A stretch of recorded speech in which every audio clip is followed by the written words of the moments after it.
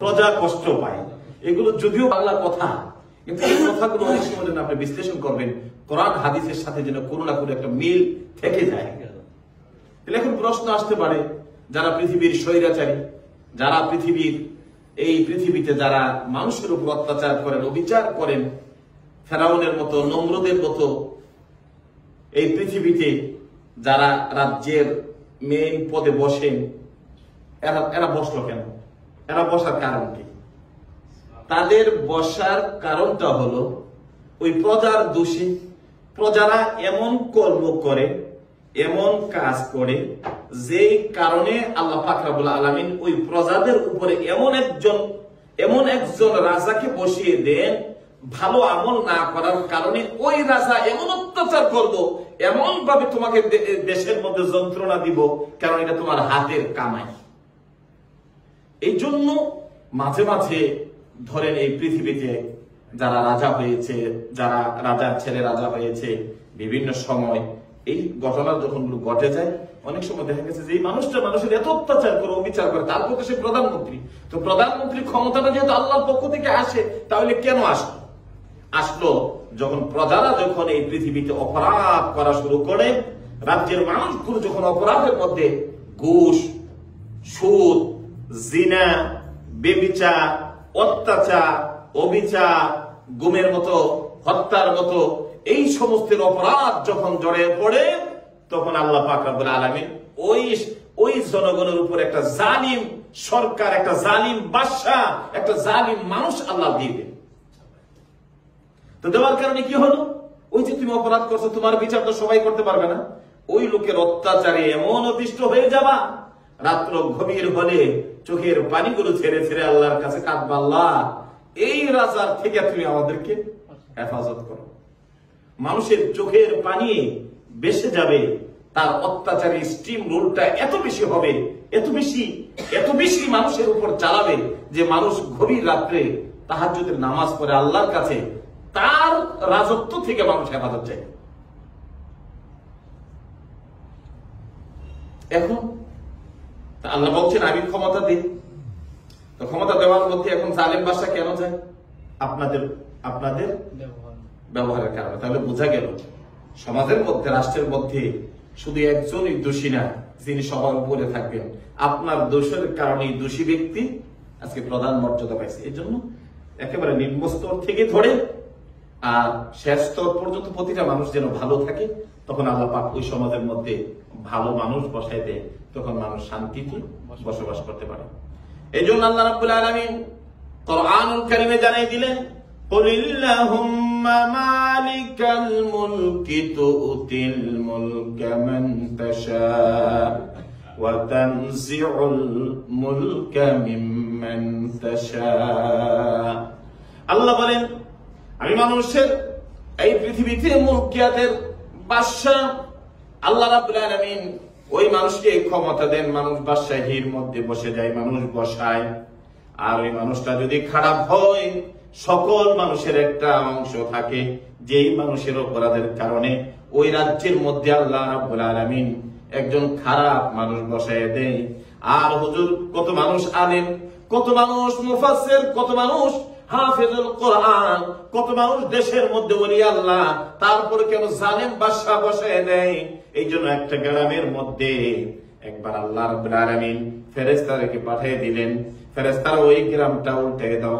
ফেরেশতা বলল রাব্বুল আলামিন এই গ্রামে তো কত মানুষ ভালো মানুষ আছে, কত মানুষ রাত জেগে জেগে তাহাজ্জুদ পড়ে, আমি কেন ওই গ্রামটা, পুরো গ্রামটা? বলে হ্যাঁ, ভালো মানুষ যদি কয়েকজন থাকে আর খারাপ মানুষ যখন বেশি হয়ে যায়, আমি ওই খারাপ মানুষের সাথে ভালো মানুষটার আল্লাহ রাব্বুল আলামিন ধ্বংস করে দেই। এই জন্য মানুষ যতক্ষণ পর্যন্ত ভালো না হবে, ততক্ষণ পর্যন্ত ভালো রাজ্যের প্রধান আপনারা কামনা করতে পারেন। মানুষ ভালো হতে হবে, তাহলে ওই দেশের রাজা ভালো হবে। মানুষ খারাপ হয়ে আর ভালো রাজা চিন্তা করবেন, এটা কখনো হতে পারে না। কোরআন এটা তার তাফসীরে ব্যাখ্যা করা হচ্ছে, মুফাসসিরিনে কেরামরা, স্কলাররা এগুলো বলে গেছে। এখন কিছু আমাদের মধ্যে মূর্খতা আছে, যদিও কোরআনের কথা কই, কিন্তু দেখা যাবে তার দলের উপর কিছু কথা পড়ে যাচ্ছে। মদের কথা বললে যেমন কিছু মদুদির উপরে গিয়ে পড়ে যায়, সুদের কথা বললে যেমন সুদখোরের উপর পড়ে যায়, নারী নির্যাতন যারা করে যদি নারী নির্যাতনের কথা খতিবরা বলে তাদের উপর পড়ে যায়, তো ইমাম সাহেব রাজনীতি শুরু করে দিয়েছে। এই সমস্ত মূর্খতা থেকে আমাদের জ্ঞানকে, আমাদের চর্চাকে দিনের দিকে আল্লাহর পথে আনতে হবে। আর এই মূর্খতা আস্তে আস্তে ছাড়তে হবে। এই ডিজিটাল যুগে, বর্তমান যুগে মূর্খতা নিয়ে আর আগামী দিনে আগানো যাবে না। এসব কথাগুলি ছিল আজ থেকে 40 বছর আগের কথা। মৌলভী সাহেব সুদের কথা বললেই সভাপতি সাহেব বলে দিত, মেয়েরা জানেন না সুদ খায়, আপনি এই ওয়াজ করেন। তো এখন এই যুগ আর নাই। এখন আলেম ওলামারা এই দরবারে বসে তারা হক কথা বলবে। আজকে কয়েকটা পত্রিকা তো দেখলাম, এখন আর খতিবরা এখন আর কথা বলতে, আর তাদের দিনের কোরআনের কথাগুলো বলতে তাদের আর কোনো আর বাধা থাকলো না। আগে তো বিভিন্ন সভাপতিরা ওই কাগজ দিয়ে দিত, হুজুরে আমি একবার বাইতুল মুকাররমে 2013-14 সালের দিকে, তো এখন বাংলাদেশের যিনি প্রধান মুফাসসির উনি আমার শিক্ষক ছিলেন, তো আমি ঢাকা বাংলাদেশে গেলাম, যাওয়ার পরে উনি শুনলেন, তো দেখা সাক্ষাৎ করলাম। তো বললো যে হেলাল ইয়ে করো, আগামী জুমা তুমি ইয়ে করো, জুমার নামাজের আগে বয়ান করবে। এই ভিডিওগুলো আছে আমার ইউটিউবে আছে। আমি বললাম যে ঠিক আছে। নরমালি তো মানে সচরাচর তো ওখানে অনেক মেনটেনেন্স করতে হয়। বাইতুল মুকাররমের ওই বড় মেম্বরে বসে আপনি কথা বলবেন, আপনাকে ওই কোয়ালিটি মেনটেন করতে হয়। তো আমি বললাম যে ঠিক আছে। আমাকে আগের দিন বৃহস্পতিবার বিকালবেলা হুজুর আমাকে ফোন দেবে, আচ্ছা তুমি যে কালকে কথা বলবা, তুমি কি জানো কি বিষয়ের উপর কথা বলবো? আমি বলি সমসাময়িকের উপর, দেশের উপরে, সারা পৃথিবী নিয়ে আমার কথাটা হবে। এখানে 45 মিনিট আমি আলোচনা করবো। বললো যে না, সবকিছু নিয়ে কথা বলা যাবে না, এটা ভিডিও হবে, ক্যামেরা হবে, এটা মানে প্রতিরক্ষা দপ্তর থেকে ধরে সর্ব জায়গাতে তোমার এটা এই আলোচনাটা চলে যাচ্ছে। তাহলে অপরাধটাকে কি করতে হবে হুজুর? বললো যে তুমি তওবার উপরে আলোচনা করবে। আমি তওবার উপর আলোচনা করলে তার দুনিয়ার কোন মানুষ, আপনি গুনাহগার মানুষ, আপনি তওবা করবেন, ইবাদত করবেন, আর বন্দী করবেন, এছাড়া তার কোনো কথা তো অন্য লাইনে যাওয়ার কোনো কিছু নাই। তওবার উপরে যত আয়াত আছে, হাদিস আছে, সাহাবায়ে কেরামদের তওবা, এই নিয়ে তওবার উপরে আমি একটা 45 মিনিটের একটা বক্তৃতা আলোচনা ওখানে করেছিলাম। আজ এইগুলো আমার ইউটিউবে, ফেসবুকে আছে। তো এইগুলোর উপর একটা, তো পরে যাই হোক, ডিজি মহোদয় যিনি ছিলেন ইসলামী ফাউন্ডেশনের আমার হুজুর, আলোচনা শুনে বলছে যে মাশাআল্লাহ সুন্দর আলোচনা হয়েছে। তো এই জন্য এক সময় একটা বাধ্যবাধকতা ছিল, আপনি যখন এখানে বসবেন কথা বলবেন, এই কথা বলার মধ্যে একটা আগে একটা ইঙ্গিত থাকতো, আপনি এটার উপর কথা বলবেন, এই লাইনে কথা বলবেন, অন্যরা যাইতে পারবেন না। কিন্তু আজকাল যেন এই খুতবার খতিবদের এই জায়গাটা যেন একটা ফ্রি হয়ে গেল।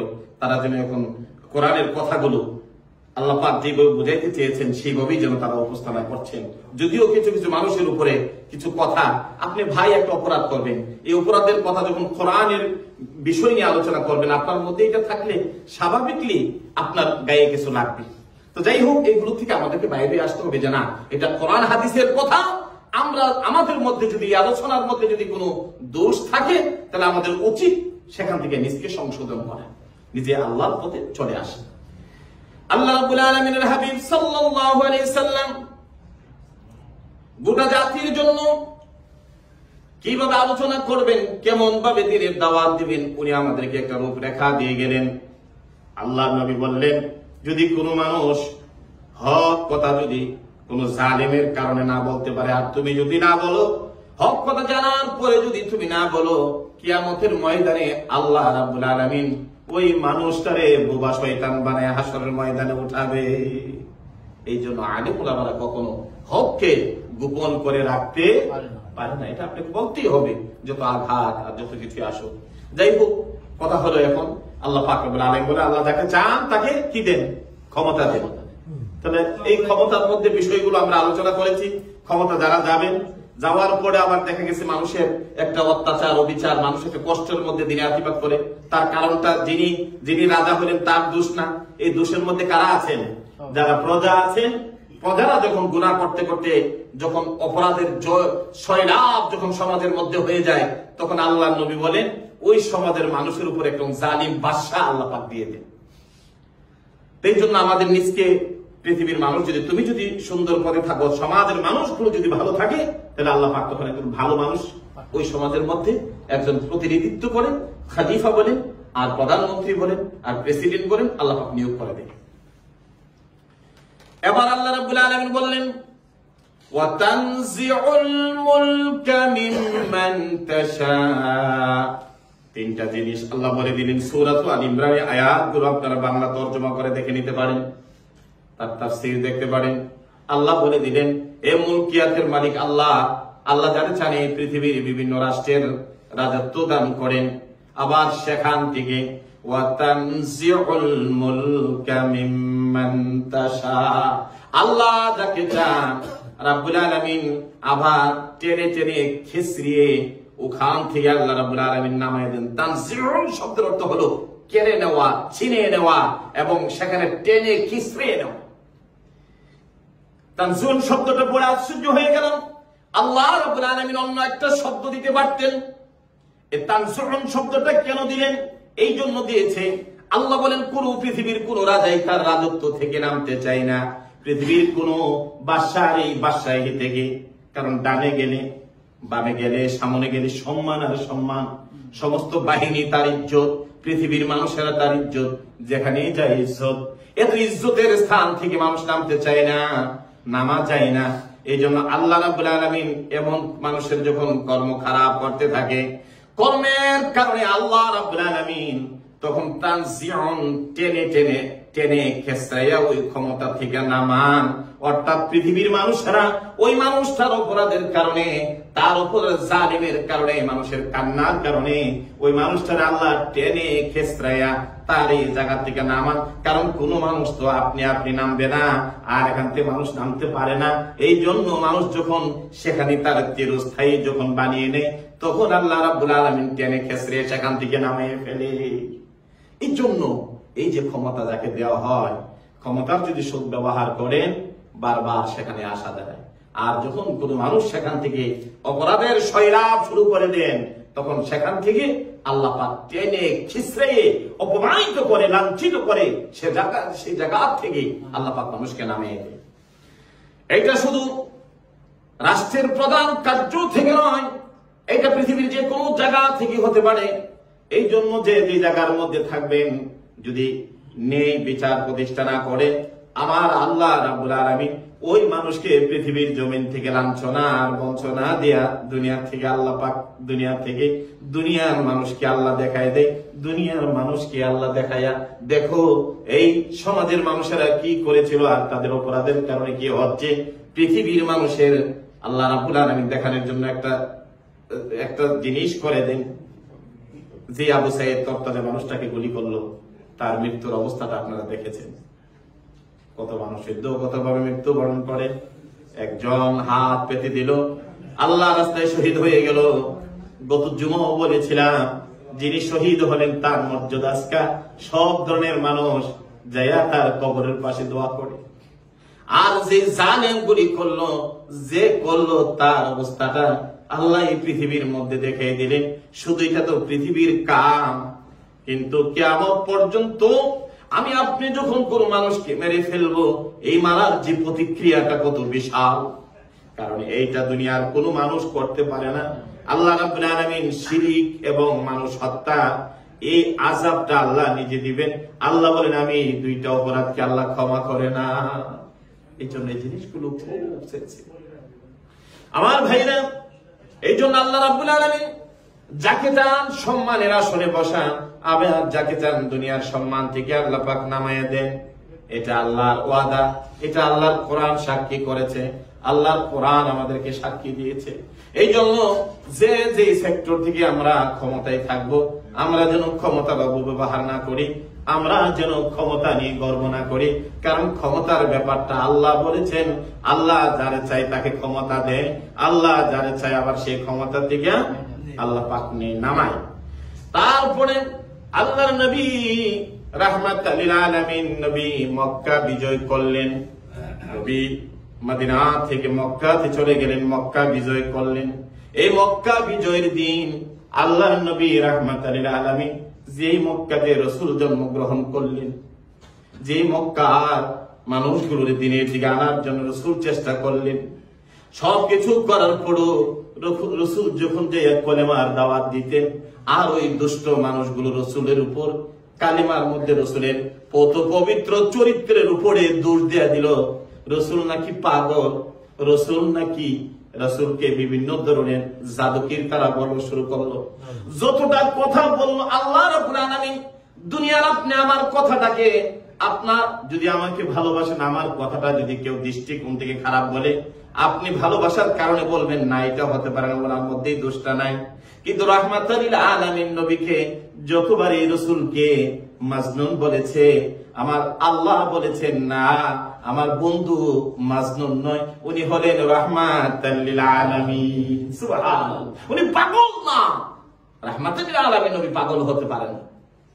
ইয়াসিন ওয়াল কুরআনিল হাকিম ইন্নাকা লামিনাল মুরসালিন। আল্লাহ রাসূলকে তারা রাসূল হিসাবে মেনে নিতে পারে না, আল্লাহ রাসূলকে তারা রাসূল বলে না। আমার আল্লাহ রাব্বুল আলামিন সূরাতুল ইয়াসিনের মধ্যে বলেন, ইয়াসিন বিজ্ঞানময় কোরআনের শপথ, ওয়াল কোরআনিল হাকিম বিজ্ঞানময় কোরআনের শপথ, ইন্নাকা লামিনাল মুরসালিন। আমি রাসূলকে এই পৃথিবীতে আমি রাসূল হিসাবে আমার বন্ধুকে প্রেরণ করেছি। সুবহানাল্লাহ। তো একদিক দিয়ে মানুষ এটা নাকচ করে আর আল্লাহ এটাকে কি করেন? সার্টিফাই করেন। সুবহানাল্লাহ। রাসূলকে মাজনুন বললেন, মানুষ রাসূলকে মাজনুন বলেন, আর আল্লাহ রাব্বুল আলামিন সেটাকে উঠায় নেন। এইভাবে সম্মান দিয়া তারপর রাসূলের কালিমা মেখে আল্লাহর হাবিব থাকতে পারলেন না, মদিনাতুল মুনাওয়ারাতে চলে গেলেন। যাওয়ার পরে এবার কিছুদিন পরে দলে দলে যখন মানুষ আল্লাহর পথে চলে আসলেন, আসার পরে সাহাবায়ে কেরামরা যখন দ্বীন কবুল করলেন, এমন সময় রাহমাতাল লিল আলামিন নবী কলেমার দাওয়াত দিয়া বিশাল জামাত হয়ে গেল।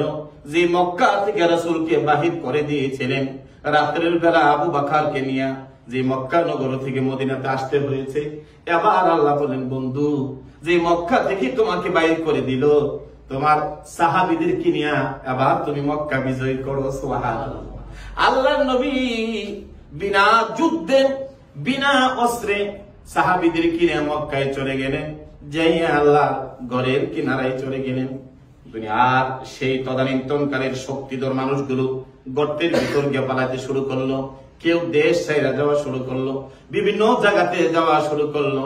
আল্লাহর হাবিব রাহমাতাল লিল আলামিন আল্লাহর ঘর ঘুরতে থাকলেন, আর কোরআনুল কারীমের আয়াতটা পড়লেন, ওয়াকুল জাআল হাক্কু ওয়া যাহাকাল বাতিল ইন্নাল বাতিলা কানা যাহুকা। আজকে সত্যের বিজয় হয়েছে। আল্লাহ রাব্বুল আলামিন সত্যের বিজয় দান করেছে। আল্লাহর ঘর ঘুরতেছেন আর দেখতেছেন হযরতে বেলাল কাবা ঘরের ছাদ ধরে ধরে কয়েকজনকে ভর করে ছাদের উপর চড়ে গেলেন, যাইয়া সেখানে যে আযান দেওয়া শুরু করলেন। সুবহানাল্লাহ। বিশাল বিজয় দান করলেন। আর চতুর্দিক দা আল্লাহ রাসূল আল্লাহর ঘরটা ঘুরতেছে। আল্লাহ, কত বছর পর্যন্ত তোমার ঘর দেখি না, যেখানে জন্ম হইলাম এই জাতির মানুষগুলো আমাকে এখান থেকে বাধ্য করলো, আমি রাত্রের গভীরে হিজরত করে আমি মদিনাতে মুনাওয়ারা চলে গেলাম। আজকে আবার সেই বিজয় তুমি দান করেছো, এই জন্য রাব্বুল আলামিন সমস্ত প্রশংসা তোমার জন্য। আল্লাহর ঘর ঘুরে ঘুরে দেখেন আর চোখের পানিগুলো ফেলেন, আর ওই আয়াত পড়েন, ওয়াকুল জাআল হাক্কু ওয়া যাহাকাল বাতিল ইন্নাল বাতিলা কানা যাহুকা। এই আয়াত পড়ছেন আর বলেন, ওমর কোথায় রে, আলী কোথায়? আল্লাহর ঘরের ভিতরে যে মূর্তি নিধন করার জন্য আল্লাহ রাব্বুল আলামিন আমাকে প্রেরণ করেছে, আজকে কাবা ঘরের ভিতরে 360টা মূর্তিগুলোরে ভাঙ্গো, আল্লাহর ঘর থেকে বাহির করে দাও। সমস্ত মূর্তিগুলো ভেঙ্গে চূর্ণ বিচূর্ণ করে মূর্তিগুলো আল্লাহর ঘর থেকে বাইর করে দিলেন। আল্লাহর ঘর থেকে বাইর করে দিয়ে কাবা আল্লাহর ঘর সুন্দর করে পরিষ্কার করলেন। কিন্তু কাবা ঘরের মাঝ বরাবর একটা মূর্তি, এটা ধরা যায় না, এটা পারা যায় না। আল্লাহ নবী ওমরকে ডাক দিলেন, ওমর রে আমার পাশে আসো। ওমর রাসূলের পাশে এসে দাঁড়াইলেন। আল্লাহ নবী দাঁড়াইলেন, আলীকে বললেন, আলী রে আমার কাঁধে উঠো। আর আমার কাঁধের উপর উঠে ওই কাবা ঘরের উপরে যে মূর্তি আছে এই মূর্তিটা ভেঙে ফেলো, কারণ আল্লাহ রাব্বুল আলামিন মূর্তি নিধনের জন্য আমাকে প্রেরণ করেছে। এই মূর্তি বানানো এটাকে বিশাল বড় শিরকিয়াত, এটা আল্লাহ কখনো মাফ করে না। এই বিজয়ের দিনে রাসূল দুইটা কাজ করলেন। এই আল্লাহর ঘরের ছাদের উপরে আযান দিলেন, আর সাহাবীরা মিলে আল্লাহ নবী রাহমাতুল লিল আলামিন কেন মূর্তিগুলো ভাঙবেন? কেন মূর্তির সাথে মানুষের শিরক কি আছে?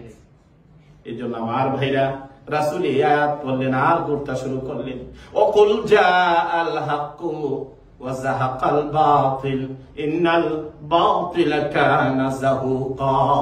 আজকে আল্লাহ আমাদেরকে বিজয় দান করেছে। আমার বিজয়ের প্রথম লক্ষ্য অর্জিত হয়েছে। কাবাঘর পরিষ্কার করো, কাবাঘরের ভিতর থেকে মূর্তিগুলোকে পরিষ্কার করে ফেলো। সেই মূর্তি পরিষ্কার হয়ে গেল। সেইখান থেকে আজও আল্লাহর কাবা মূর্তি থেকে আল্লাহ পাক বহুত পবিত্র রেখেছে, হেফাজত রেখেছে। মূর্তির সাথে সংযুক্ত মুশরিকদের একটা আনাগোনা থাকে, মূর্তি নিয়ে মাটি দিয়ে মূর্তি বানিয়ে, এটা আপনার বাবার মূর্তি হোক আর এটা হুজুরের মূর্তি হোক, এই মূর্তির সাথে আল্লাহ নবীদের কোনো সম্পর্ক থাকে না। এই জন্য এই মূর্তির সাথে সম্পর্ক থাকে হিন্দুবাদীদের, মুশরিকদের এটা থাকে। এইটা নিয়ে দেখবেন কোন ইউরোপের কোন দেশও তারা এই ধরনের মূর্তির সাথে সম্পৃক্ত রাখে না। তো যাই হোক, আল্লাহ পাক রব্বুল আলামিন আল্লাহর হাবিব মক্কা থেকে বিজয় করেন, মদিনা থেকে উনি আবার মক্কাতে গেলেন। আল্লাহ পাক মক্কা বিজয় দান করলেন। সেখানে যাই আল্লাহর ঘর পরিষ্কার করলেন, নামাজ পড়লেন, আল্লাহর কাছে দোয়া করলেন। এই সেই দোয়ার মাস, দোয়া করে যখন মূর্তি শেষ হয়ে গেল, Mecca, Medina, Syria, Iraq, Iran, কোথাও যখন এই পূজা বন্ধ হয়ে গেল, মানুষের মধ্যে যখন ভ্রাতৃত্ববোধ যখন বন্ধন সৃষ্টি হয়ে গেল, আল্লাহ পাক রব্বুল আলামিন দেখলেন রাসূলকে যে হিসাবে পৃথিবীতে প্রেরণ করেছিলেন, আজকে সেই রাসূলের সব কাজ শেষ হয়ে আসতেছে। আল্লাহু আকবার। এই সফর মাস আল্লাহ রাব্বুল আলামিন আল্লাহর হাবিবের কাছে চলে আসলো। আল্লাহর হাবিব রাহমাতুল লিল আলামিন নবী পরপারের জন্য আবার প্রস্তুত। হাবিব, দুনিয়ায় যেই জন্য আপনাকে প্রেরণ করা হয়েছিল, এই কাজ শেষ নবী। এবার আল্লাহর দিকে আপনি চলে আসবেন। প্রথম থেকে প্রস্তুতি শুরু হয়ে গেল। এই সফর মাসে আল্লাহ রাসূল আস্তে আস্তে ওনার জ্বর আসা শুরু হয়ে গেল, উনি একটু অসুস্থ হওয়া শুরু হয়ে গেল। কারণ আল্লাহর কাছে চলে যাবেন। জিবরিল আমিন বারবার এসে বলে, ইয়া রাসূলুল্লাহ, যে কাজের জন্য আল্লাহ রাব্বুল আলামিন আপনাকে প্রেরণ করেছেন, আপনি তো সব বিজয় করলেন। আবার আপনার কোরআন গোটা বিশ্বের প্রতিটা জায়গায় যেন কানায় কানায় পৌঁছে গিয়েছে। হাজার হাজার সাহাবীরা পৃথিবীর বিভিন্ন দেশে চলে গিয়েছে। ও আল্লাহর রাসূল, আল্লাহ রাব্বুল আলামিন আপনাকে সালাম দিয়েছেন। আপনি যদি চান, আল্লাহ রাব্বুল আলামিন আল্লাহর সান্নিধ্যে নেওয়ার জন্য, আল্লাহর কাছে মোলাকাতের জন্য আল্লাহ পাক রব্বুল আলামিন কামনা করছেন। সুবহানাল্লাহ। আমার নবী বুঝতে পাইলেন যে না, সফর মাস চলে আসছে, তাহলে আমি মনে হয় এই পৃথিবীতে আর বেশি দিন থাকার সময় না। রাসূল আস্তে আস্তে এই দুনিয়া থেকে তখন আখিরাতের প্রস্তুতি শুরু করলেন। আমরা মুহররম মাসের দীর্ঘ একটা আলোচনা করেছিলাম। এই সফর মাস এসেছে, রবিউল আউয়াল মাস। একদিকটা যেমন রাসূল ওই একই মাসে একই সময়ে যেমন রাসূল আগমন করেছিলেন, আবার একই মাসে আল্লাহ রাসূল এই পৃথিবী থেকে আল্লাহর কাছে বিদায়ও নিয়েছিলেন। তো যাই হোক, রাসূলের সর্বমিশন আল্লাহর হাবিব সাল্লাল্লাহু আলাইহি সাল্লাম সব কিছু দিনই দাওয়াত দিয়ে দিনের পৃথিবীর মানুষদেরকে একটা সৎ পথে এনে মানুষের প্রতি একটা ভালোবাসা সৃষ্টি করে দিয়ে গেলেন। সাহাবীদের নামাজের অবস্থা দেখলেন, আল্লাহ রাসূল খুশি হয়ে গেলেন। মানুষের প্রতি মহব্বতের একটা সিম্পটম দেখলেন, যে আল্লাহ রাসূল বলেছিলেন, মান আতাল আখাহুল মুসলিম, যখন কোন মুসলিম ভাই যখন অসুস্থ হয়ে যায়, আর যদি আমার কোন উম্মত যদি তাকে দেখতে যায়, একজন ভাই ভাইয়ের প্রতি, কুল্লু মুসলিমুন ইখওয়া, গোটা বিশ্বের প্রতিটা মুসলমান কালেমাওয়ালা তারা ভাই ভাই। আর একজন ভাই যদি অসুস্থ হয়ে যায় আর আমার কোন উম্মত যদি দেখতে যায়, আল্লাহ পাক রব্বুল আলামিন তার গুনাহগুলো মাফ করে দেয়। সুবহানাল্লাহ। আল্লাহর নবী বলেন, যদি সকালবেলা যদি কোনো মানুষ কোন রোগীকে, কোন অসুস্থ ভাইকে দেখতে যায়, আল্লাহ রাব্বুল আলামিন ৭০,০০০ ফেরেশতা সকাল থেকে সন্ধ্যা পর্যন্ত তার মাগফিরাতের জন্য দোয়া করতে থাকে।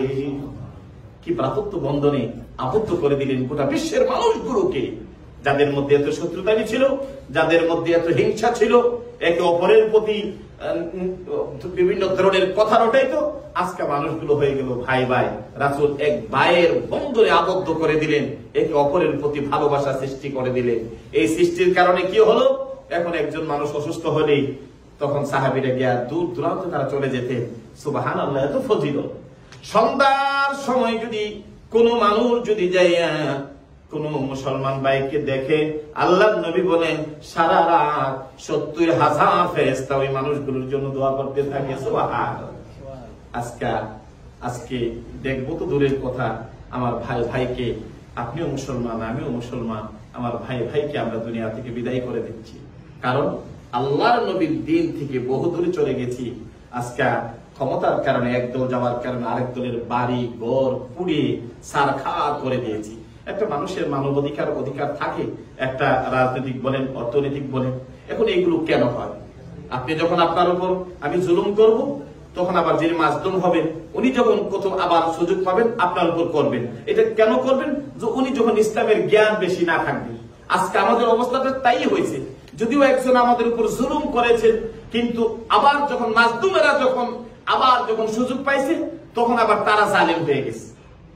দেখা গেছে কত মানুষের অসহায় বাড়ি ঘর, যারা জুলুম করেছে তাদের উপর তো হয়েছে, যারা নিরহ মানুষ ছিল তাদের উপর অত্যাচার করেছে, তাদের বাড়ি ঘর লুণ্ঠন করেছে, ধ্বংস করেছে বিভিন্ন ভাবে। তারা আবার জালেমের পর্যায়ে চলে গেছে। কি জন্য যায়? তার কারণটা কি? কারণ হলো যে ওই মানুষগুলোর মধ্যে দিনের যে আলো, কোরআনের যে নূর, এই জিনিসটা নাই। জানি আমি মাজলুম হওয়ার কারণে আমি আল্লাহর কাছে যে মর্যাদাশীল হয়েছিলাম, আমি যে আল্লাহর কাছে এত সম্মানিত হয়েছিলাম, আমি তো মাজলুম হওয়ার কারণে। আল্লাহর নবী বলেন কোন মাজলুম যখন আল্লাহর কাছে দোয়া করার কারণে আল্লাহ রাব্বুল আলামিনের মধ্যে আর ওই মাজলুমের মধ্যে কোনো নূরের একটা পর্দাও থাকে না। যখন আবার কোন মানুষ যখন মাজলুম হয়ে যায়, তখন ওই মানুষটার ওই আর ইজ্জতটা থাকে না। কারণ এই জন্য এটা মানুষ করে, এই জন্য যে তার মধ্যে আল্লাহর দ্বীনের শিক্ষা না থাকার কারণে নির্বিশেষে সকলের উপর অত্যাচার।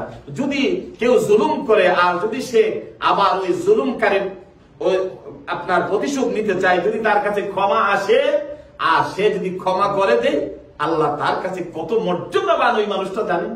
কিন্তু রক্তে মাংসে গড়া অনেকে আমরা এটা সহ্য করতে পারি না। দ্বিতীয়ত হলো যে আমার মধ্যে ইসলামিক যে জ্ঞানটুকু থাকা, এটা আমরা করতে পারি না। যুদ্ধের ময়দানে যুদ্ধ শুরু হয়ে গেল, আলী রাদিয়াল্লাহু তাআলা আনহুকে বারবার মারার জন্য চেষ্টা শুরু হয়ে গেল। একবার ওই কাফেরটাকে সুযোগ পেয়ে ফেললেন, পাওয়ার পরে ওই কাফেরটাকে জমিনের উপর শোয়াই দিলে, দিয়া বুকের উপরের মধ্যে হযরত আলী রাদিয়াল্লাহু তাআলা আনহু বসে গেলেন, জোরে বসলেন।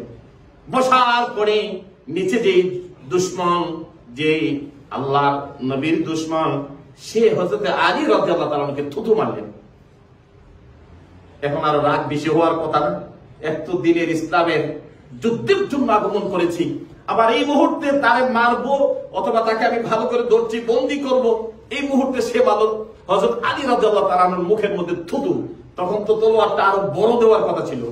উনি কাফেরকে ছেড়ে দিলেন, উনি পাশে দাঁড়ায় গেলেন। লোকটা উঠে দাঁড়াইলেন, আলী রাদিয়াল্লাহু তাআলা আনহু দাঁড়াইলেন। তোমার চরম দুশমন আমি, আর এই অবস্থায় তুমি কিনা আমাকে এই মৃত্যুর হাত থেকে তোমার মুখে থুতু দেওয়ার পরে আমাকে ছেড়ে দিলা, তার কারণটা কি বলবা? বলে হ্যাঁ, দিন আমাদেরকে এটা শিক্ষা দিয়েছে। সুবহানাল্লাহ। ইসলাম মানুষকে কি জিনিস শিক্ষা দেয় দেখেন। হযরত আলী রাদিয়াল্লাহু তাআলা যখন জিজ্ঞেস করলেন, তুমি আমাকে মারার জন্য, আমাকে হত্যা করার জন্য তুমি সব প্রস্তুতি তোমার শেষ, আমি যখন তোমাকে থুতু মারলাম আর এই অবস্থায় তুমি হত্যা থেকে আমাকে বাঁচাই দিলা, এই তার কারণটা। হযরত আলী বললেন, আল্লাহর নবীর শিক্ষা, দিনের কাজ যুদ্ধের ময়দানে যায় যদি কোনো মানুষ কোনো হিংসতার কারণে, কোনো রাগের কারণে, অথবা পূর্বের কোনো রাগ ধরে যদি কোনো মানুষের উপর অত্যাচার করে তাকে যদি মারা হয়, যুদ্ধের ময়দানে মারার পরও আল্লাহর কাছে বরং পুরস্কৃত না হয়ে আল্লাহর কাছে তুমি তিরস্কৃত হবা, আর ওই মানুষটা আল্লাহর জাহান্নামে চলে যাবে। রে কাফের, আমি যখন যুদ্ধের ময়দানে উপস্থিত হয়েছিলাম, প্রথম যখন আমি তোমার উপর আক্রমণ করছিলাম, এইটা ছিল আল্লাহর দ্বীনের জন্য, কিন্তু তুমি যখন থুতু দিলা, তখন আমার উপরে রাগ চেপে বসছিল।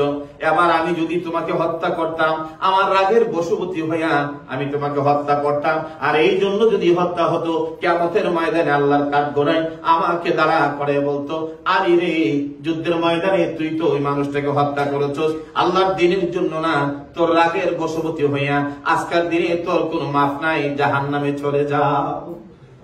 সুবহানাল্লাহ। ইসলাম কি শিক্ষা দেয়?